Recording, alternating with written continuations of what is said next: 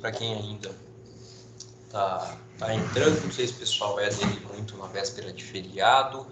Bom, gente, eu queria primeiramente pedir desculpas para vocês em relação à minha ausência na semana passada. Eu fui curioso que no dia, na sexta anterior, na outra ainda, que o mundo acabou em Campo Grande, eu fiquei sem luz em casa, mas não tive nenhum outro problema grave além disso.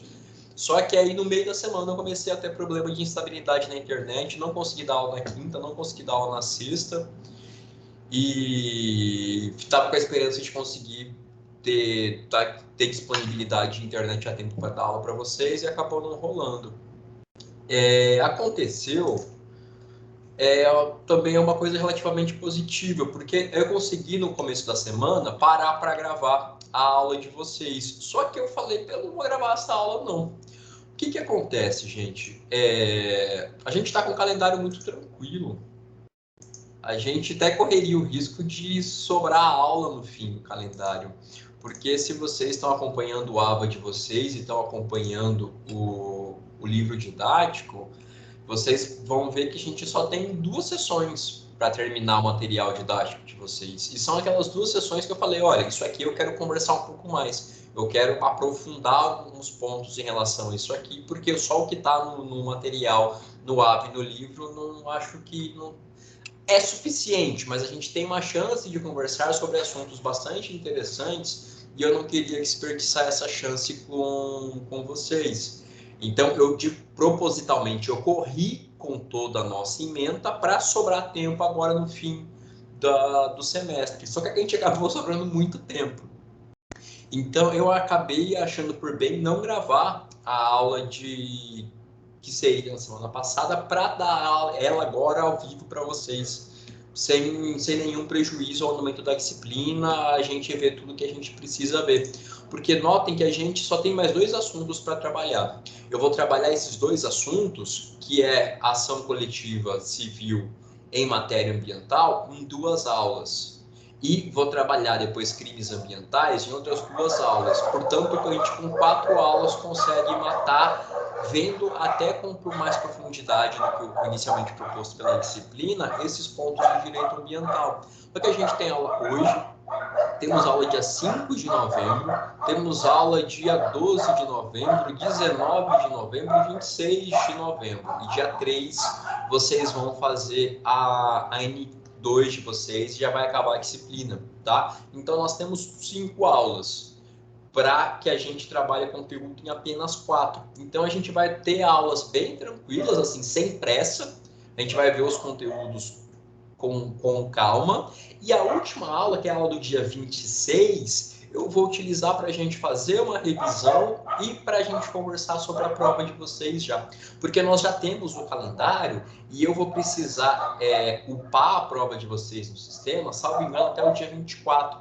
Então, quando a gente for conversar no dia 26, a prova de vocês, eu já vou ter, vocês não terão acesso a ela, esse semestre isso não é possível, só que eu já vou estar com ela no jeito para vocês começarem a fazer ela na segunda. Então, eu consigo parar, revisar, dar para vocês um panorama da prova, falar o que merece atenção, para que todo mundo faça uma prova tranquila.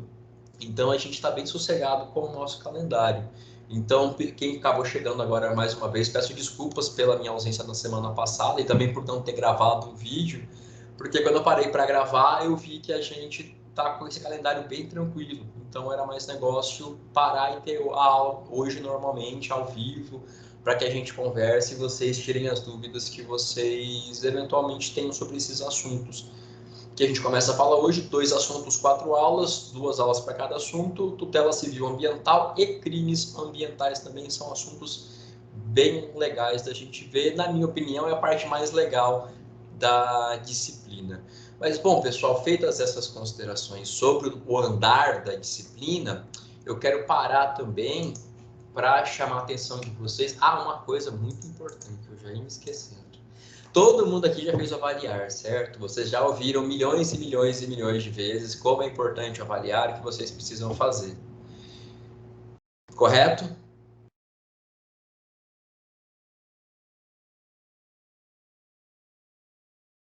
Correto, professor. Muito obrigado, Wagner. porque a gente teve reunião na terça-feira à noite. Obrigado, Luana. A gente teve reunião terça à noite, nós professores, com os coordenadores e direção da instituição. A gente também sofre essa quase lavagem cerebral, todo mundo fala o tempo todo. Eu já estou na instituição há 3 anos, todo ano, todo mundo fala. Vocês também já estão aqui há 5 anos, então vocês também já ouviram bastante.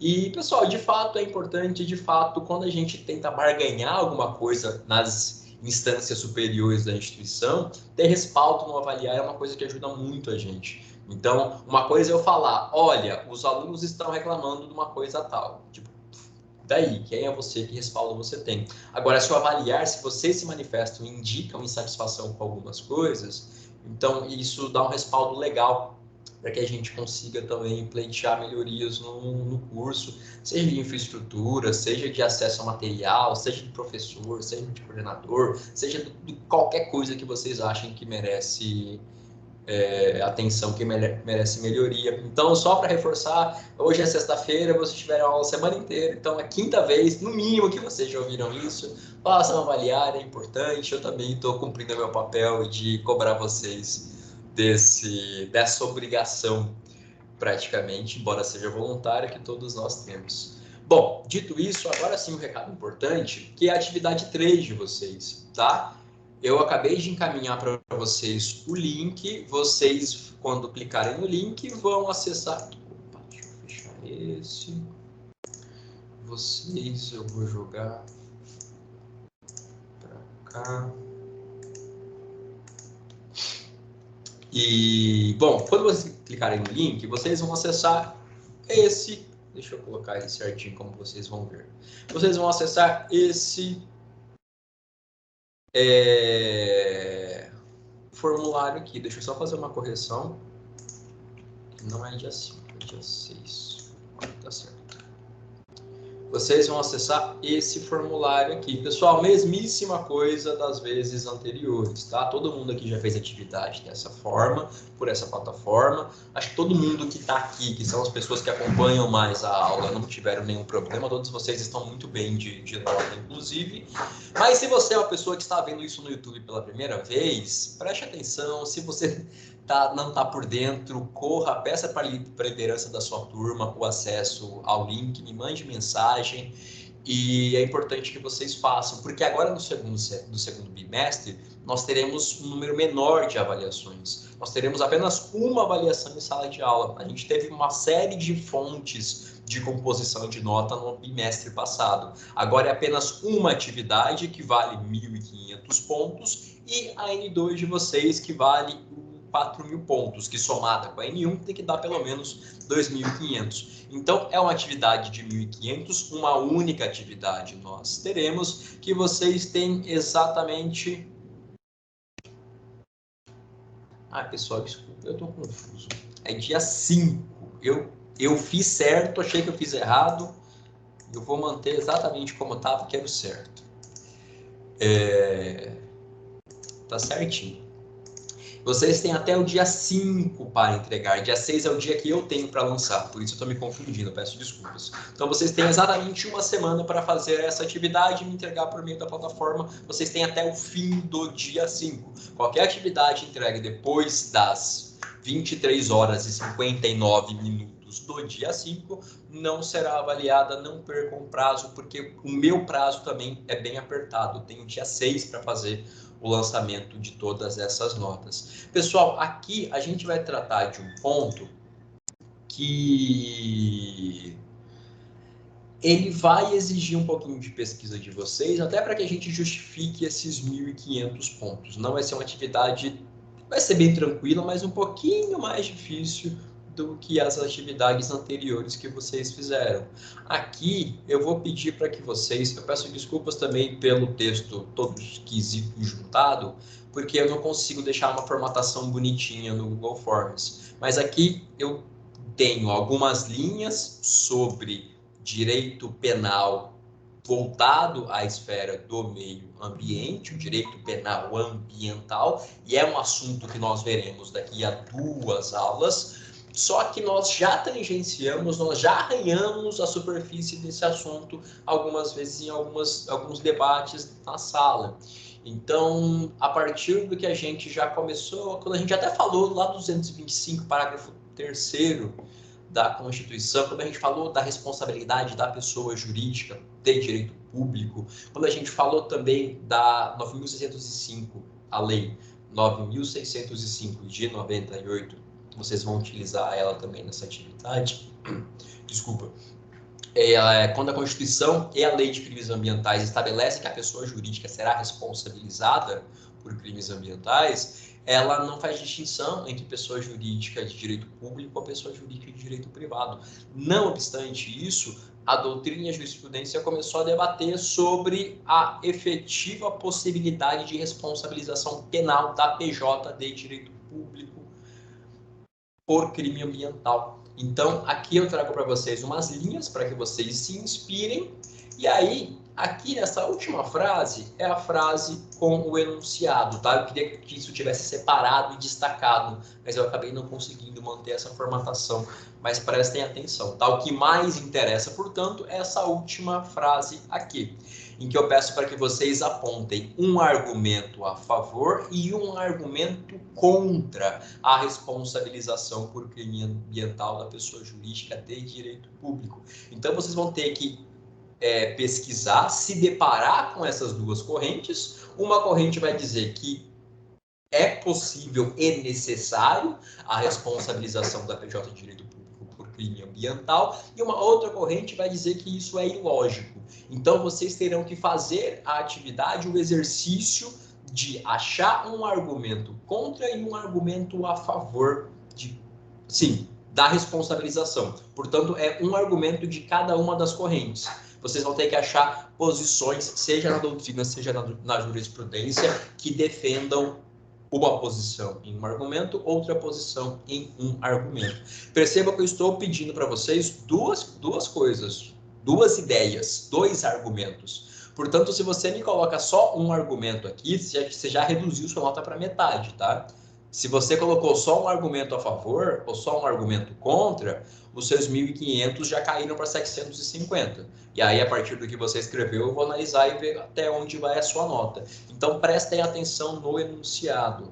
Eu acho que vocês estão acompanhando aqui ao vivo, não vão ter nenhum problema. Você, caro aluno que não acompanhou a aula ao vivo, e se você eventualmente está chegando agora, se você não fez atividade antes, responda de maneira objetiva. Eu sugiro para todos vocês que utilizem 2 parágrafos. Não precisa ser extenso, vocês sabem, resposta objetiva é sempre a melhor resposta. 2 parágrafos, um parágrafo com uma ideia a favor, com um argumento a favor, e um parágrafo com uma ideia contra, na ordem que vocês quiserem também. Então, façam isso. Se forem citar alguém literalmente, utilizem aspas, digam de onde você tirou a informação, mas nada diferente em termos do que eu espero, em termos de estrutura do que vocês já fizeram. A única diferença é que aqui eu vou exigir um pouquinho mais de pesquisa de vocês e que vocês se atentem ao enunciado que faz a exigência de 2 itens, 2 argumentos, um contra e um a favor. Alguma dúvida, pessoal, em relação a essa atividade? Tudo certo? Beleza, professor. Tá, eu acho que vocês também vão ficar tranquilos, porque, sim, a gente já é a mesma coisa de sempre. O prazo, infelizmente, ele está relativamente curto, vocês têm uma semana só, mas é um prazo que dá, que é possível. Até porque a aula de hoje, a aula da semana que vem, serão aulas curtas, tá? A gente vai ter uma hora e pouquinho de aula hoje, e na semana que vem a mesma coisa nos próximos encontros. Em vez da gente ter uma aulona com todo o conteúdo, até porque a gente tem um calendário bem tranquilo, a gente vai ter aulas mais curtas. Então, se você quiser, depois da aula de sexta-feira, véspera de feriado, já fazer atividade, por favor, fique à vontade, utilize os próximos dias também de feriado, para quem vai ter feriadão, quem vai emendar aí. Nada melhor do que passar o feriado fazendo atividade de direito ambiental. Bom, feitas essas considerações, a gente fala propriamente do nosso assunto da aula de hoje. A gente segue na nossa unidade 4 e nós estamos vendo o tópico que no material de vocês, na ementa, está como tutela civil ambiental, que eu rebatizei aqui para tutela judicial e extrajudicial do meio ambiente. Pessoal, aqui a gente vai conversar sobre aspectos do direito processual civil em relação ao dano ambiental, ou ao ilícito ambiental, ou ao direito ambiental de maneira geral. Por que é importante a gente parar para ter essa discussão? Porque a gente estudou até agora, inclusive na aula passada, quais são as consequências de você não desrespeitar aquelas regras todas que nós já estudamos que envolvem o regramento da utilização da relação entre o ser humano e o meio ambiente no direito brasileiro. Nós vimos uma série de regras e, a partir do descumprimento dessas regras, você está sujeito à responsabilização. A questão que se coloca a partir de agora, que a gente vai se preocupar, é e aí? Mas e como se dá essa responsabilização? Quem vai acionar judicialmente ou no campo extrajudicial? Quem vai ter a atribuição, quem vai ter legitimidade para responsabilizar essa pessoa? Como essa responsabilização é feita? Então, por isso que eu rebatizei aqui de tutela judicial e extrajudicial do meio ambiente. A gente só não vai tratar agora da tutela judicial penal e processual penal, coisa que nós veremos a partir daqui a 2 aulas. Então, hoje e na próxima aula, a gente vai se dedicar a esse estudo que tem muito a ver com esse processo de responsabilização.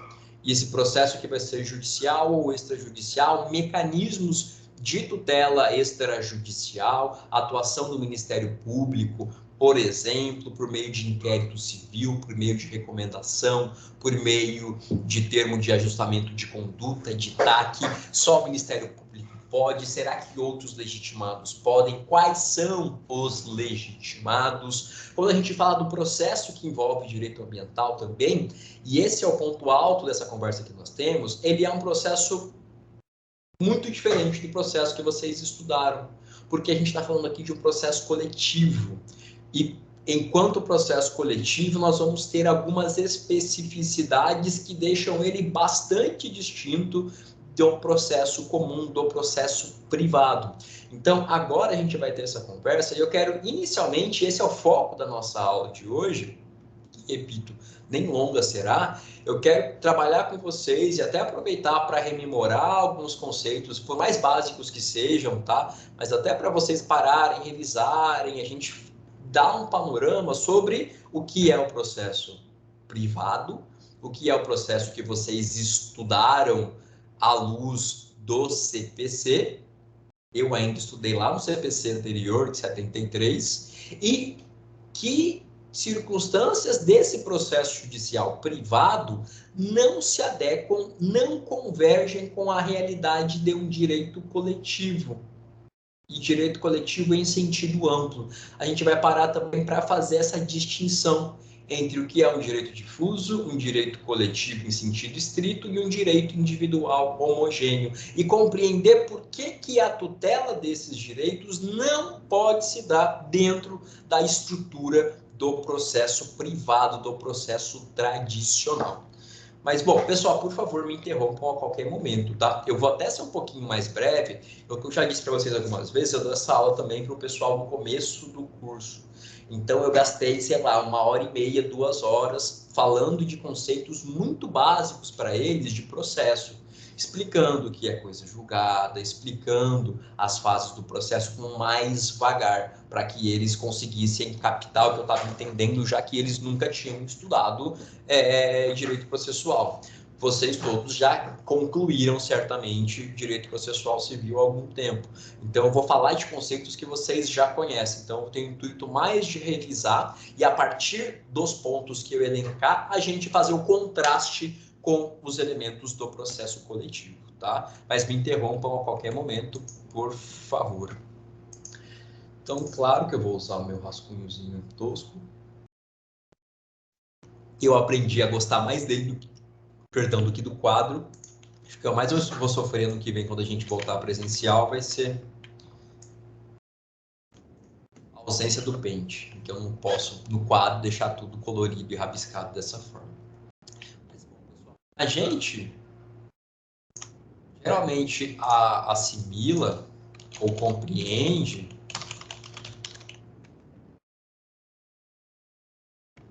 a tramitação, o processo, o rito. Geralmente a gente monta na nossa cabeça uma linha, né? São as etapas ou o procedimento judicial compartimentado, para que a gente consiga dar logicidade a tudo aquilo que a gente estuda em processo civil, aqueles vários volumes eu não estou com nenhum aqui, de livros de direito processual. Então, eu vou fazer a mesma coisa, vou adotar uma linha para a gente fazer essas diferenciações.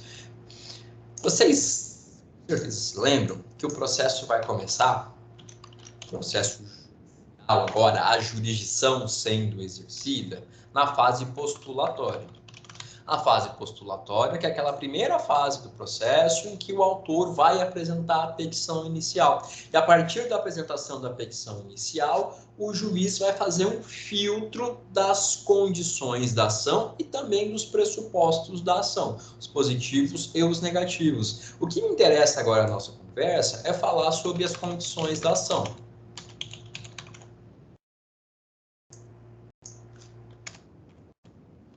Legitimidade para o processo, legitimidade ad causam,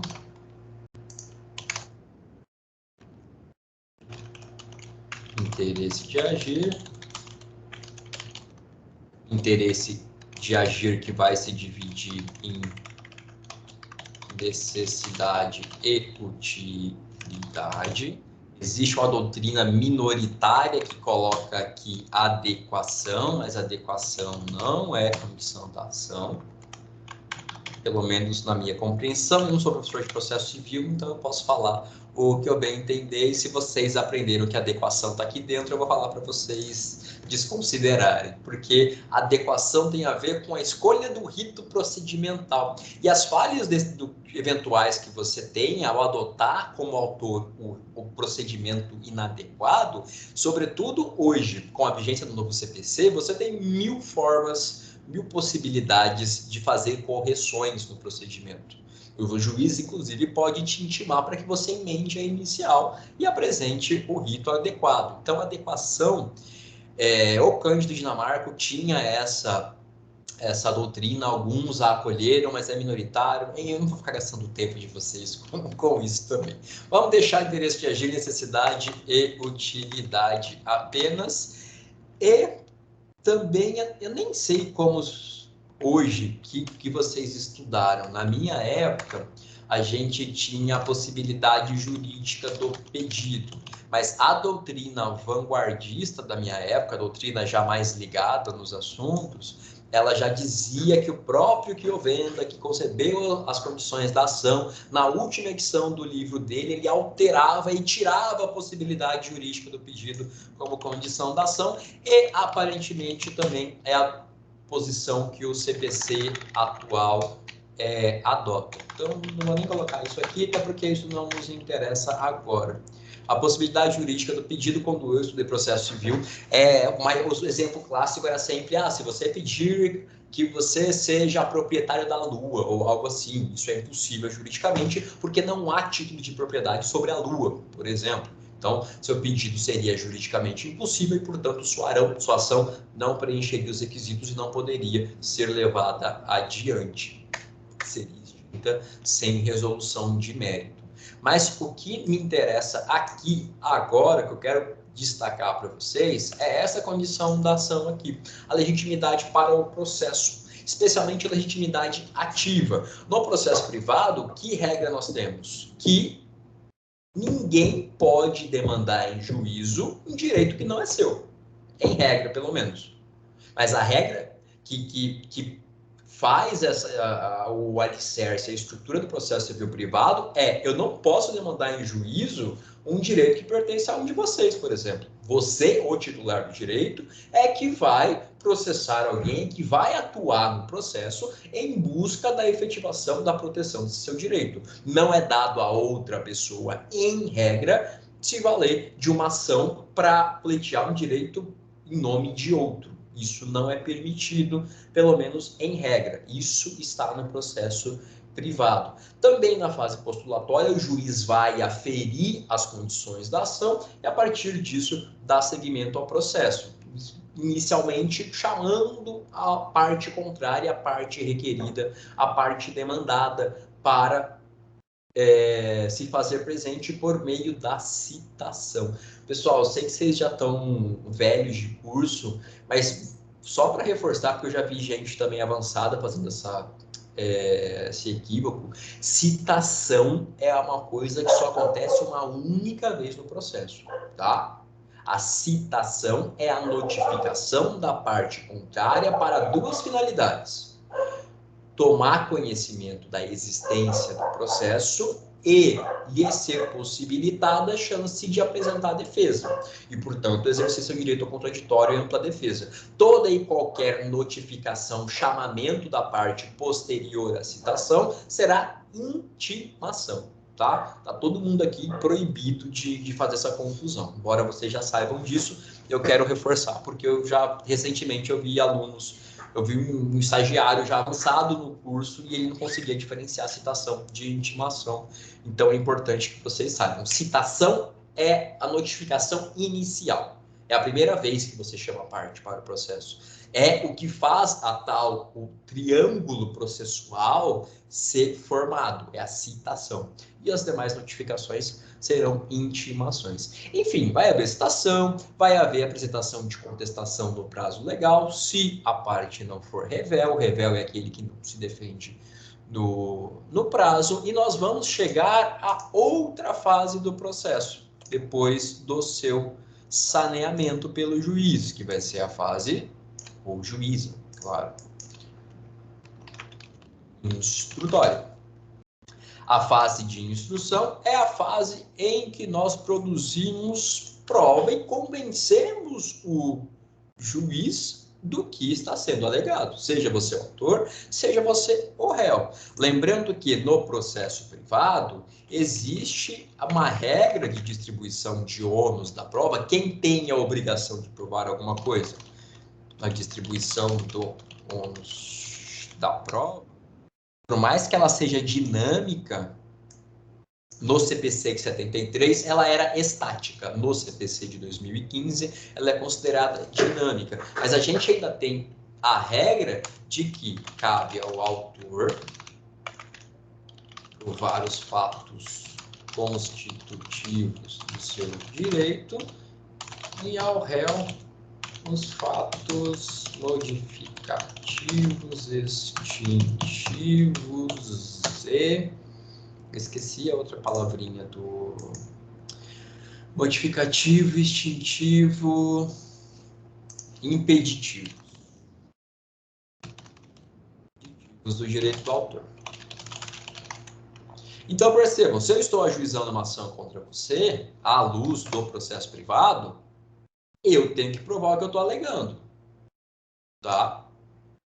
Eu tenho que demonstrar em juízo por que você me deve, por que você descumpriu um contrato e está fazendo com o que eu te cobro judicialmente. Eu preciso comprovar isso. Eu, autor, tenho o ônus de comprovar isso. E você, réu, tem apenas o ônus de comprovar os fatos que você alegue que interfiram na concretização desse direito da parte autora. Então, ao atacar por meio do processo faz prova do que está dizendo, e o outro, a se defender, faz prova da defesa. Então, esse é o ônus da prova que vocês já conhecem no processo privado. Depois da fase instrutória, nós vamos ter a fase decisória, que é a fase em que eu vou ter, em primeiro grau, a prolação de uma sentença.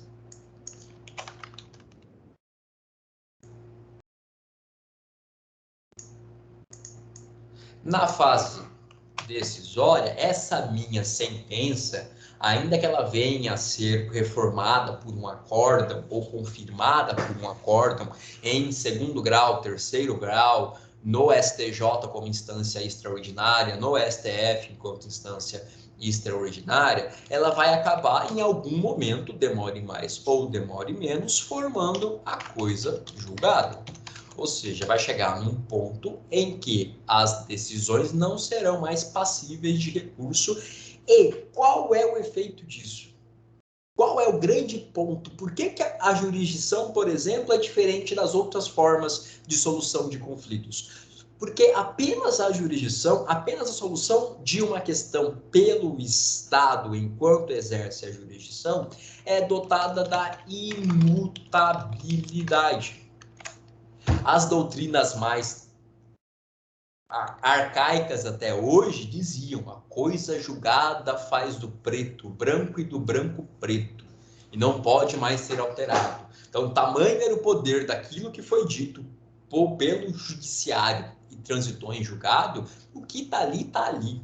Não se discute. Se você, tanto é, tentar ajuizar uma nova ação com mesmas partes, mesmo pedido, mesma causa de pedir, sua ação não será conhecida, porque esse é um pressuposto negativo da ação, que é a coisa julgada. Então, você não pode, uma vez que o judiciário decidiu, está decidido. É imutável. É claro que essa imutabilidade vai ter seus temperamentos, suas flexibilizações. Existe discussão sobre coisa julgada inconstitucional. O próprio CPC, desde o CPC anterior, já previa hipóteses de ação rescisória, mas a ação rescisória é a exceção da exceção, que ela apenas pode ser utilizada em prazo específico e em situações específicas, mas em regra a coisa julgada é imutável. E outra coisa também que vocês sabem, mas eu vou parar para a gente pôr na mesa para depois contrastar com o processo coletivo, é que a coisa julgada se opera entre as partes. Quem se vincula à coisa julgada, autor e réu daquela ação. Ponto.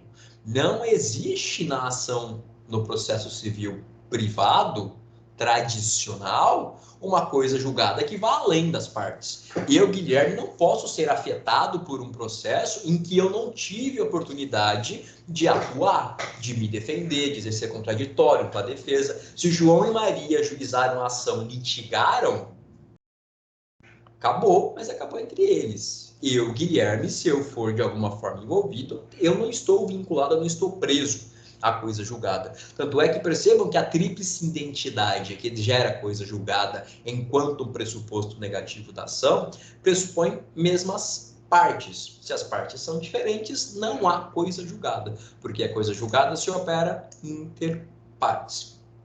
Pessoal, depois da fase decisória, depois ou dentro ou como vocês preferirem classificar, a gente também teria, deixa eu pôr do ladinho aqui, a fase recursal. Eu não vou falar dela, tá? Porque a gente está conversando aqui em direito ambiental, que mais está aparecendo só a aula de processo,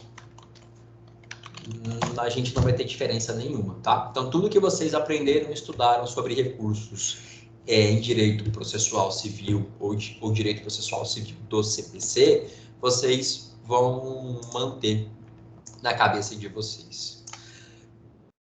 Ponto importante é que tudo isso aqui, gente, a gente chama de processo de conhecimento. A fase de conhecimento é a fase em que o Poder Judiciário se debruça sobre o caso, decide. Depois que existe essa decisão, depois que há o trânsito em julgado, nós vamos para um outro mundo agora, que é o mundo, a fase de sentença. Ou se eu tenho título executivo, execução. Cumprimento de sentença e a execução, se for o caso de título executivo e não de sentença, ele vai se operar, essa fase vai se operar com o titular da ação, ou a pessoa que ganhou aqui, o legitimado, por exemplo, que vai cobrar agora, que vai buscar medidas de coerção para ver a obrigação que foi imposta à pessoa condenada ser cumprida. Então, se eu devo para alguém, eu, na fase de execução, na fase de cumprimento da sentença, melhor dizendo, eu vou buscar que essa pessoa tenha um patrimônio constrito pelo Poder Judiciário. Então, o juiz vai bloquear as contas do devedor, o juiz vai bloquear os veículos do devedor, o juiz vai bloquear imóveis do devedor, levar a leilão esses bens e, com esse valor, saldar o débito, saldar a dívida. Isso se eu tiver uma obrigação de pagar. Se eu tenho uma obrigação de fazer ou de não fazer, o juiz vai determinar que o indivíduo faça ou não faça algo sob pena de multa diária, que nós chamamos de astreintes. A cada dia que esse indivíduo não cumprir a decisão, ele vai ser penalizado com a multa, até que ele cumpra. Então, a gente vai, nessa fase, se preocupar com a satisfação da obrigação, seja ela obrigação de pagar, de fazer ou de não fazer, e numa relação que sempre vai se operar entre o vencedor da ação e a pessoa, o sucumbente, a pessoa que perdeu. E uma relação muito direta entre o patrimônio de um e patrimônio do outro. Bom, em linhas muito gerais, isso aqui é o que vocês estudaram nos últimos anos de processo civil, em linhas muito gerais, assim, no rascunho do rascunho do rascunho. É claro que vocês, ao longo do curso, estudaram com a profundidade devida cada uma dessas fases. Eu não estou com meus livros aqui, mas geralmente os cursos de direito ambiental, de processo civil, eles são divididos em volumes, e cada volume diz respeito a uma dessas fases. Então, o do Didier, que eu gosto muito, ele tem um volume para cada uma das fases. Tem os livros que são volume único, mas que são livros de 3.000 páginas. Nunca me dei muito bem com eles. Mas essa é a lógica do processo. E especificamente do processo privado, que é o que vocês estudaram até hoje. Só que percebam, pessoal, que esse processo e essa lógica, essa estrutura, essas bases, esse alicerce, ele existe há muito tempo. Eu disse para vocês, por exemplo, eu estudei processo civil num código de 73. Antes dele, tinha um código no Brasil de 39. Antes dele, eu não sei também. Eu lembro só que tinha um 39, 73, agora 2015. E até a tempos bem anteriores a isso, isso aqui é a estrutura do processo civil. Esses aqui são os elementos que, pelo menos há um século, compõem o andamento do processo civil. Agora, como a gente fala de direito ambiental, a gente fala, e vocês já sabem disso, de um direito coletivo, de um direito transindividual, de um direito que só começou a ser reconhecido como tal a partir dos anos 70, mais ou menos, do século passado.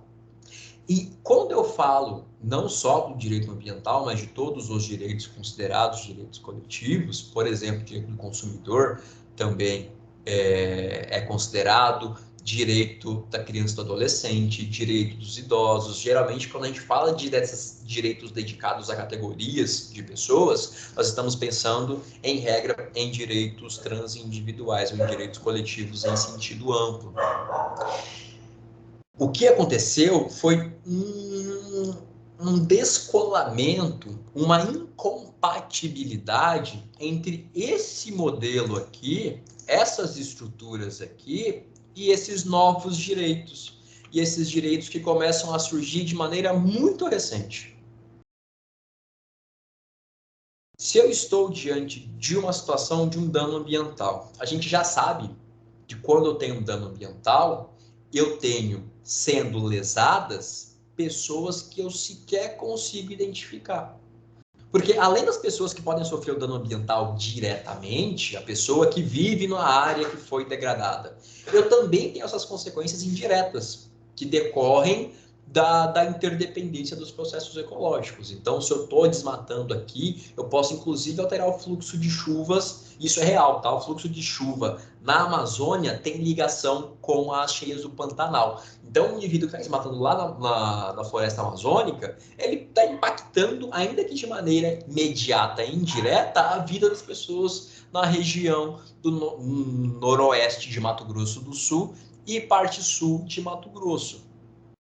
Isso ainda num aspecto bem direto. Porque se a gente parar para puxar essa linha nesse novelo, a gente vai chegar mais uma vez naquela situação que as pessoas que sequer nasceram, as futuras gerações ainda assim serão impactadas por esse dano ambiental. E aí eu pergunto para vocês, de início, eu tenho uma relação de uma estrutura de legitimidade para o processo que atende a uma situação dessa? Porque se então eu tenho, ok, eu tenho um dano ambiental, então eu, Guilherme, vou falar, olha, eu vou acordar muito bem disposto, muito à toa e muito a fim de comprar briga com alguém, vou falar, quer saber? Eu vou ajuizar uma ação ambiental contra o indivíduo que degradou em tal lugar, porque eu sou titular desse direito. Será que isso seria viável, possível?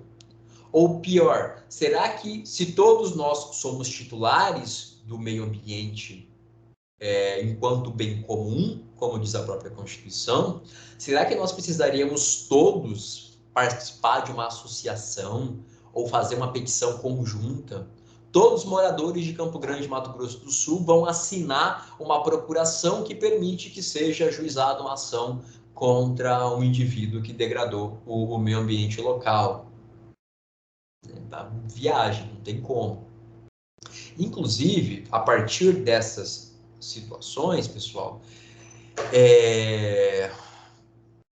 eu não sei se eu dei aula para alguns, todos de vocês, eu não vou me recortar, de modelo multiportas. Mas em modelo multiportas eu falo sobre as ondas de acesso à justiça, de um cara chamado Mauro Capelletti. Capelletti é um cara um italiano que para alguns anos da vida dele para fazer uma coisa chamada Projeto Florença, em que ele e um grupo de estudiosos ficam na Europa, ali Itália, Inglaterra e outros países, tentando estudar o fenômeno do acesso à justiça. E eles fazem isso ali entre os anos 50 e 60. Para resumir a história, o Capelletti concebe 3 ondas de acesso à justiça, ele chama de 3 ondas renovatórias de acesso à justiça, que seriam implementações necessárias para que as pessoas tivessem efetivo acesso à justiça. A primeira onda seria acesso à justiça pelos hipossuficientes. Então, isso vai inspirar, por exemplo, a criação de justiça gratuita e também a instituição da defensoria pública. A terceira onda tem a ver com a solução extrajudicial de conflitos, que é o ponto que a gente discute em modelo multiportas. Só que a gente não pode esquecer que a segunda onda de acesso à justiça, que o Capelletti nota, que os estudiosos do projeto Florença notam, que são justamente dificuldades atinentes à não receptividade do processo privado com questões coletivas. E o Capelletti justamente vai dar um exemplo de uma situação do consumerista, e ele estuda isso nos anos 50, 60. Ele vai falar por que o indivíduo acordaria e processaria uma instituição ou um comércio, porque em vez de vender para ele 1 quilo de comida, vendeu 980 gramas. Ninguém aqui é para fazer isso. Ninguém aqui tem saco, tempo, dinheiro para fazer isso. Só que percebam que individualmente, 20 gramas no universo de 1 quilo, para cada um de nós, individualmente, não é nada. Agora, para a pessoa que está comercializando isso, olhando no aspecto geral, macroscópico, ela está ganhando muita grana de maneira irregular, passando a perna aos consumidores. Só que ninguém individualmente vai parar para ir atrás disso. Percebam? Então, a questão da legitimidade já começa a ficar incompatível com esses novos direitos. E outro ponto também que vai chamar muito a atenção nesses primeiros estudos sobre essa incompatibilidade, além da legitimidade ad causam, é isso aqui. Amplitude da coisa julgada.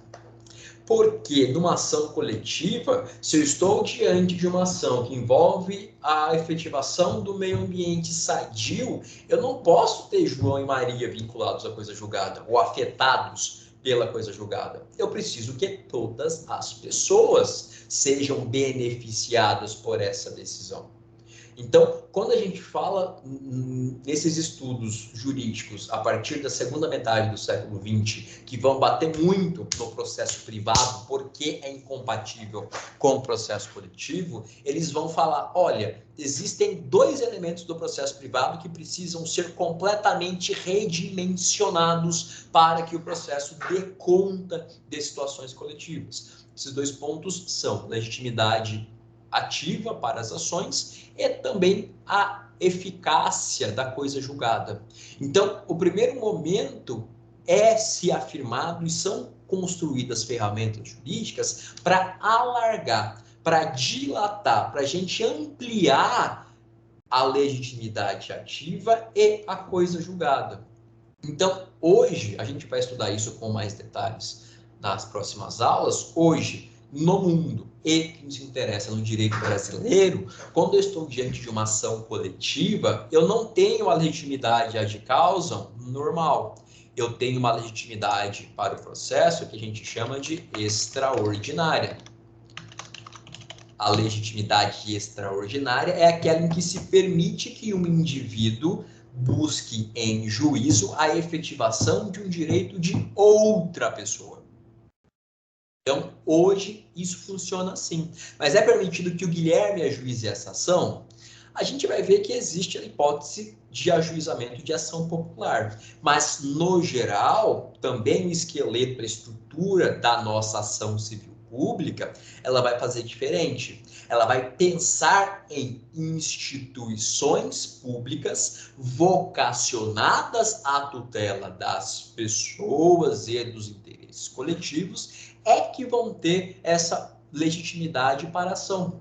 Por isso que vocês, quando a gente for se deparar com notícias que envolvem direito ambiental, desastres, por exemplo, que aconteceram em Minas Gerais, vocês vão ver ações movidas pelo Ministério Público.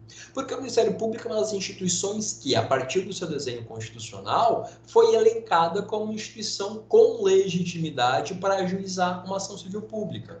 A Defensoria Pública também tem ganhado muito espaço com essa atuação. E a gente também tem a possibilidade da própria administração pública, seja direta, seja indireta, de também ajuizar ações coletivas.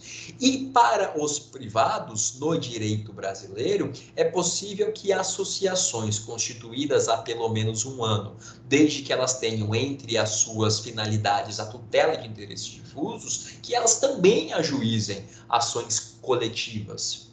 Então, nós temos já no direito brasileiro e no direito ambiental a assimilação desse problema com a oferta de um resultado, de uma solução, que é, olha, a legitimidade ativa tem que ser diferente.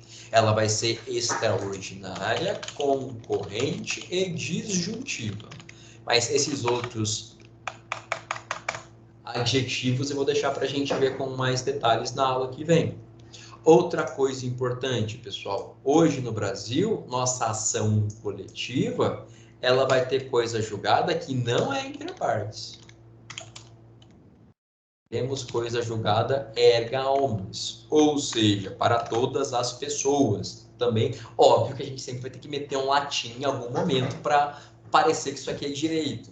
Então, nas ações coletivas, a coisa julgada, ela não se limita ao João e a Maria, ao Ministério Público e ao poluidor. A coisa julgada faz efeito para todos. Inclusive, isso é bem atual, a gente vai ver também na aula que vem, que a lei da ação civil pública diz que a sentença fará coisa julgada erga omnes, limitada à circunscrição territorial do órgão que prolatou a decisão.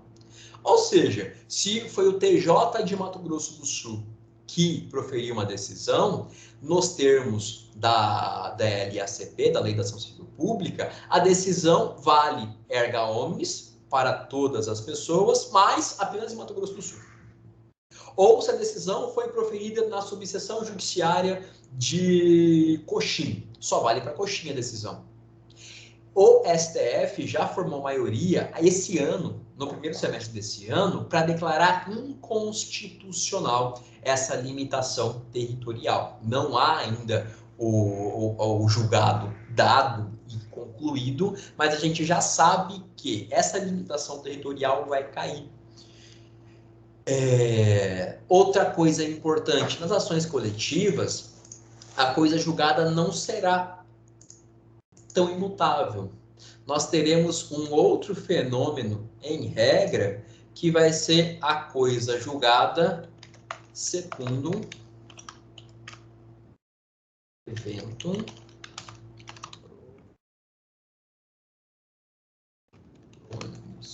passionis. Nossa, por que a gente escreve tanto em latim, né? Enfim, é um jeito pomposo de falar que se eu tenho uma ação coletiva e essa ação coletiva é julgada improcedente por falta de provas, é possível que a mesma ação seja novamente ajuizada, desde que com provas novas. Ou seja, o rigor da coisa julgada também nesse aspecto não se faz presente na ação coletiva. Se na ação privada não coisa julgada é coisa julgada, meu amigo. Ah, mas eu descobri uma prova nova aqui.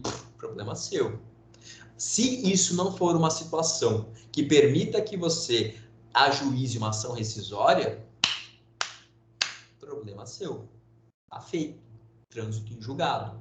Nas ações coletivas, em razão, primeiro, da densidade, da importância, do vulto dos direitos envolvidos, e segundo, por eu ter muitos legitimados, pode ser que um deles pise na bola. Então, imagine uma ação ambiental ajuizada pelo município de Campo Grande. E, às vezes, a estrutura judiciária e assistência dos advogados públicos do município talvez não seja a melhor. Ou talvez eu não possa comparar ela com a Advocacia Pública Federal. Ou talvez não com a estrutura do Ministério Público ou com a Defensoria Pública. E imagine que o município ajuizou uma ação civil pública e não conseguiu fazer prova suficiente. E o juiz julgou improcedente. Então, qualquer um dos outros legitimados agora pode vir e falar, opa, aquela ação foi julgada improcedente porque as provas não foram bem produzidas, mas, ó, juiz, pá, tá aqui, eu estou provando. Portanto, a coisa julgada não tem essa coisa tão firme de imutabilidade. Eu só vou ter coisa julgada efetivamente imutável se eu tenho a ação julgada procedente ou se a ação é julgada improcedente por uma razão que não seja a falta de provas. Mas isso é diferente. Outro ponto também que a gente já arranhou, já tangenciou no decorrer das nossas aulas, é que quando eu estou diante do cumprimento de sentença em uma ação coletiva, eu não vou dar o dinheiro de uma eventual indenização para o município, para o Ministério Público. Eu tenho um fundo destinado, fundo de direitos, de defesa dos direitos difusos, que ele vai justamente ser um repositório de valores oriundos de indenizações pagas, em decorrência da lesão a direitos coletivos, e que vai ser gerido por um conselho, com todo e qualquer fundo, e ter esses valores aplicados na defesa, na tutela dos direitos difusos também. Então, aqui não tem uma relação de patrimônio entre credor e devedor. Se eu tenho que cobrar valor de alguém, esses valores vão para um fundo e não para o bolso de quem está cobrando. E aqui também, pessoal, a gente vai ver que em matéria ambiental, sabe a inversão do ônus da prova, que vocês já ouviram falar em algum ponto? Ela também vai se fazer presente. Ou seja, em ações ambientais, eu não preciso necessariamente fazer a prova, se eu ajuizo ela, a prova cabal do que eu estou alegando.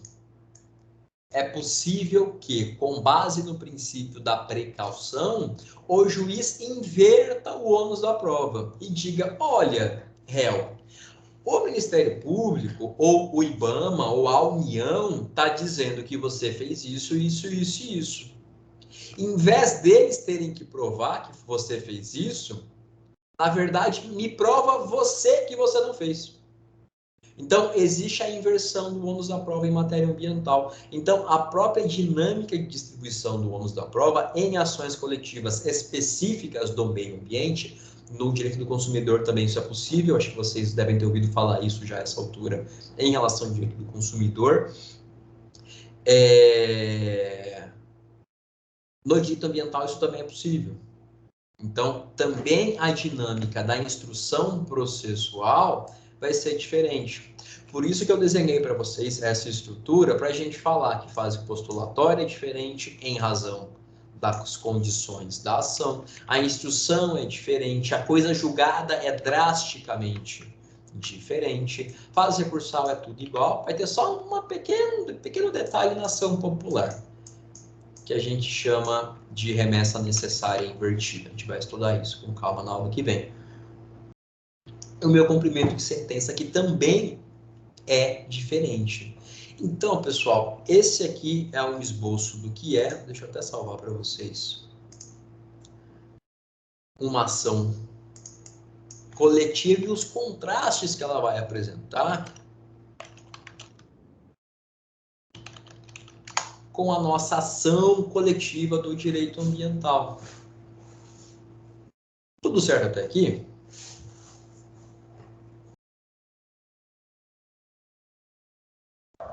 Sim, professor. Tudo certo, professor. Que bom.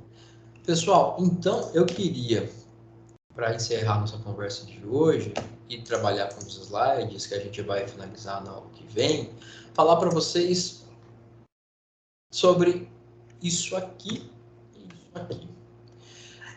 Da onde que eu tirei que o direito ambiental é um direito difuso? Qual é a base normativa que eu tenho para falar isso para vocês? O que é um direito coletivo? Talvez vocês também já tenham visto isso em algum momento. Mas a gente tem que ter em mente, como a gente está falando de direito ambiental, que nós não estamos falando de um direito privado. Nós não estamos falando de um direito como qualquer outro direito que vocês talvez tenham estudado em direito civil ou até os direitos do artigo 5º da Constituição Federal. Nós estamos falando de um direito que ele essencialmente vai ser titularizado por todos nós. Mais uma vez, inclusive pelas futuras gerações. Então, quando a gente fala de direitos que têm essa natureza, nós vamos falar que nós estamos diante de direitos transindividuais. Transindividual, o que quer dizer? Que transcende individualidade, ou seja, abrange um grupo de pessoas e não um indivíduo. Então, vamos colocar aquele...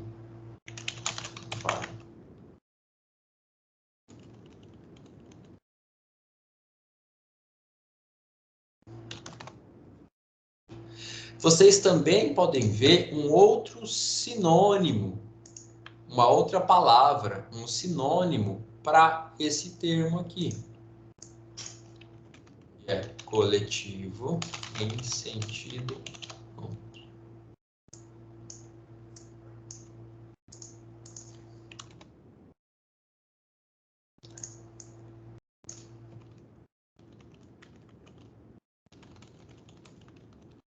Que nada mais quer dizer também que ele resume, ou não ficar preso, não está adstrito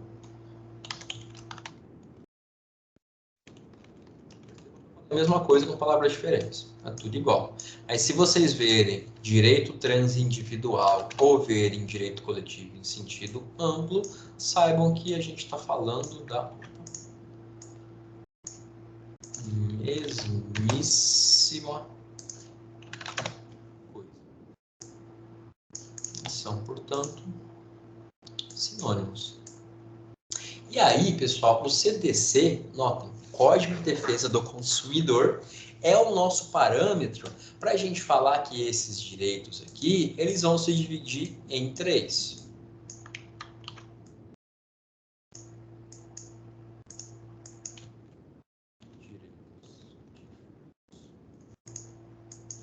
Direitos coletivos e aqui eu vou chamar eles de coletivos ou coletivos em sentido estrito.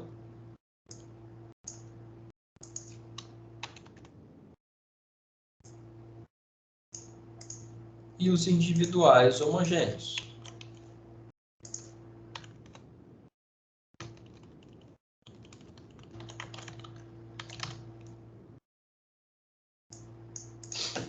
Pessoal, o direito ambiental, 90% das vezes, e as lesões, os interesses que envolvem o direito ambiental, vai se classificar como um direito difuso. O direito difuso ele é indivisível e ele é titularizado por pessoas indeterminadas, que estão, e ele decorre de uma situação de fato. O CDC fala isso pra gente. Eu quero que vocês mentalizem apenas isso aqui, ó. O resto é muito abstrato de entender. Esse conceito do CDC é o que nós temos no direito brasileiro, mas ele é muito criticado, tá? Porque ele é bem bagunçado, ele é bem difícil de entender. Mas por que o direito ambiental vai ser um direito difuso? Pensem sempre no que eu explico, no que eu falo. Se o indivíduo está desmatando alguma coisa agora, num restinho de Mata Atlântica, os impactos ambientais disso, em razão da interdependência dos processos ecológicos, vai ser em todo mundo. A longo prazo, essa degradação pode impactar os nossos bisnetos. Então, eu não consigo determinar, eu não consigo delimitar, não consigo quantificar quem são as pessoas que titularizam esse direito. Nos direitos coletivos, a gente vai ter também direitos tidos como indivisíveis, só que os seus titulares serão determinados ou determináveis. E eles estarão ligados por uma relação jurídica base. Aqui, o direito do consumidor, ele vai ficar mais, em muitas vezes, como um direito coletivo, em algumas situações. Imaginem, por exemplo, que foi reconhecida que um banco tal está cobrando taxas abusivas dos seus clientes. Eu consigo saber quais são esses clientes? Olha, eu posso descobrir. Imaginem que essa taxa é cobrada de todos os clientes do banco tal que tenha um tipo de conta tal. É possível. Percebam que eles estão ligados até com o banco por uma relação jurídica. E eu consigo saber, em alguma medida, quem são essas pessoas. Que são todas as pessoas do Brasil que têm um tipo de conta tal no banco tal, que estão tendo taxas cobradas de maneira indevida. Por exemplo, a gente tem visto questão de reajuste de FGTS, falhas que foram cometidas na concessão de benefícios previdenciários. São direitos coletivos. Isso geralmente é objeto de uma ação civil pública. E não são difusos porque não são de pessoas, não é uma coisa tão abstrata. É coletivo porque é muita gente, essas pessoas todas têm a mesma relação jurídica com essa instituição, por exemplo, e ainda que eu não saiba quem são todas elas, eu vou conseguir descobrir. Ou eu posso conseguir um provimento jurisdicional e depois essas pessoas vão aparecendo para cobrar, por exemplo, vão ser introduzidas na execução, no cumprimento de sentença.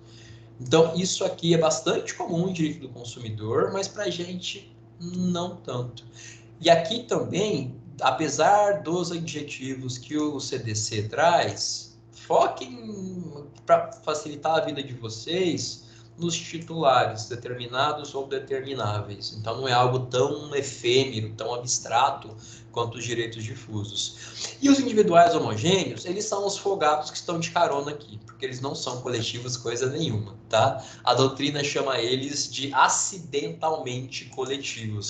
Na verdade, você só protege direitos individuais homogêneos em uma ação coletiva por razões pragmáticas, práticas, porque é mais fácil. Imaginem que eu tenho, sei lá, uma situação que As pessoas que foram lesadas por um servidor público... É tão batido falar de corrupção, coisa do tipo. Não, eu tenho uma situação em que uma empresa também vendeu com um vício um produto tal para 10 pessoas. Ou não, sei lá, aconteceu ontem aqui em Campo Grande. Um posto de gasolina estava vendendo gasolina cheia de água. Aparentemente porque parece que na tempestade, no fim do mundo de 2 semanas atrás, entrou água nos tanques do posto de combustível. Eu vou ter uma situação de, sei lá, 200 pessoas que talvez tenham abastecido naquela bomba danificada. E todas elas vão ter direito a processar o posto. Só que, em vez de eu ter 200 ações individuais, o que é possível eu ter? Uma ação só. Para quê? Porque é mais fácil. É menos injeção de saco. E é muito mais efetivo e eficiente. Eu vou ter só uma instrução, só uma sentença. O caso fático é o mesmo, os fatos são os mesmos. Só que por uma razão de economia, racionalidade e otimização, eu tenho direitos individuais, percebam, individuais, que são iguais, que são homogêneos. Para que eu vou ter 500 ações? Enfia tudo numa só, faz uma ação só.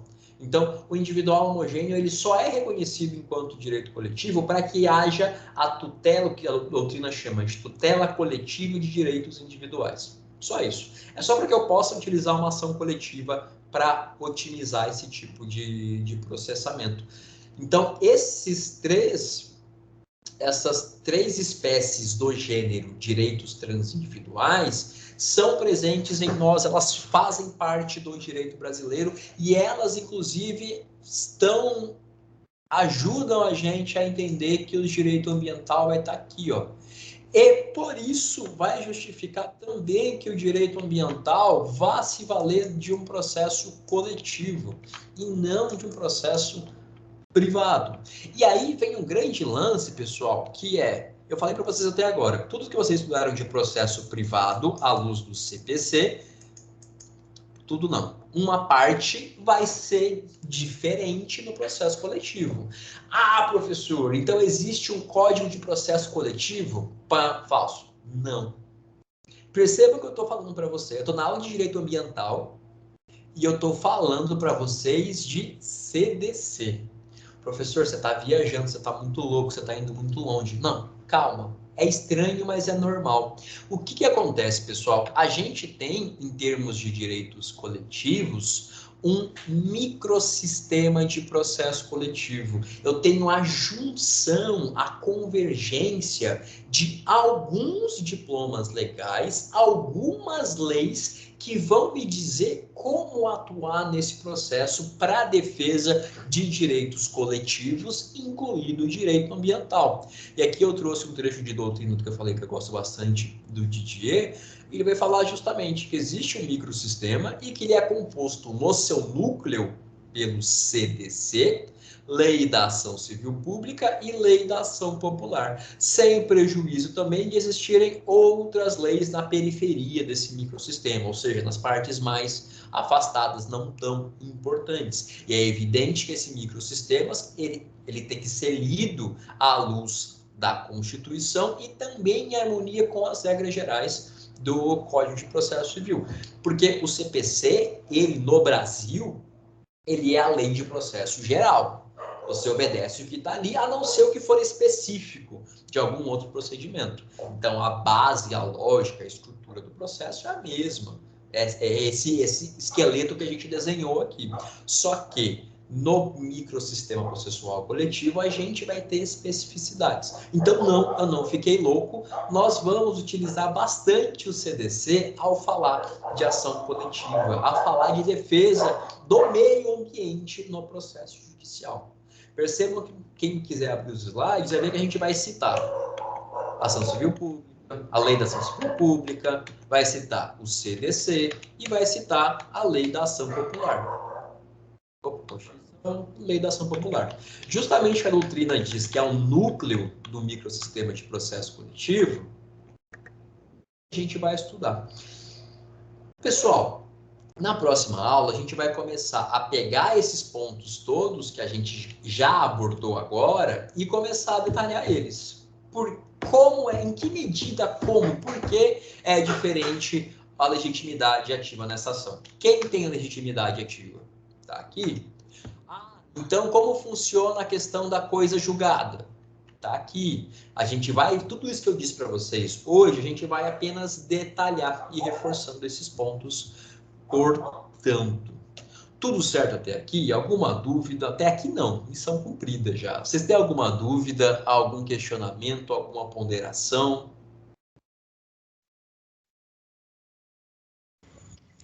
Não, professor. Ela se assemelha muito ao Código de Processo Civil, eu não achei tão complexo.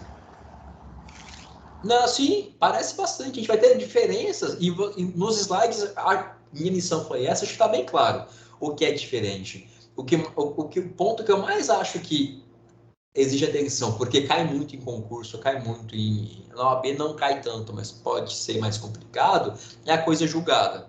Está até aberto aqui, que a gente vai ver que ela... Os termos das leis, tanto da Lei da Ação Civil Pública como do CDC, eles são meio esquisitos. Mas a gente vai destrinchar isso aqui, vai ficar tranquilo. Mas no mais é tudo bem sossegado mesmo. Não tem. Se você compreendeu como funciona aquela estrutura do processo civil, isso aqui é só pegar aquilo ali e pegar uma coisa agora que é específica, uma coisa ou outra. Alguém mais ia falar? Acho que a Luana ia falar, ou a Larissa. Eu não tenho certeza também. Mas obrigado pelo retorno, Bárbara. Pessoal, então, missão de hoje cumprida. Hoje a gente já tangenciou quase tudo que a gente precisa e a aula que vem a gente entra nos detalhes dessas circunstâncias todas. Quem chegou depois, não esqueça a atividade, por favor. Vocês têm até semana que vem, até o dia 5 para fazer a entrega. E bom, pessoal, é isso. Sigo à disposição de vocês por WhatsApp, por e-mail, pelo que precisarem. Quem chegou depois também, minhas desculpas mais uma vez pela semana passada, por não ter conseguido dar aula e também não fiz a gravação porque nosso calendário está muito tranquilo, tá? E por isso também a aula de hoje foi dividida em 2 momentos e a aula que vem também será dividida em 2 momentos. Então, como a gente está tranquilo, vamos aproveitar esse tempo para a gente ver tudo com bastante calma. Gente, excelente feriado para vocês, então. Quem for emendar, um excelente feriadão. Foi um prazer mais uma vez estar com todos e todas. Precisando de mim, estou à disposição. E até o nosso próximo encontro, então. Obrigada, professor. Boa noite.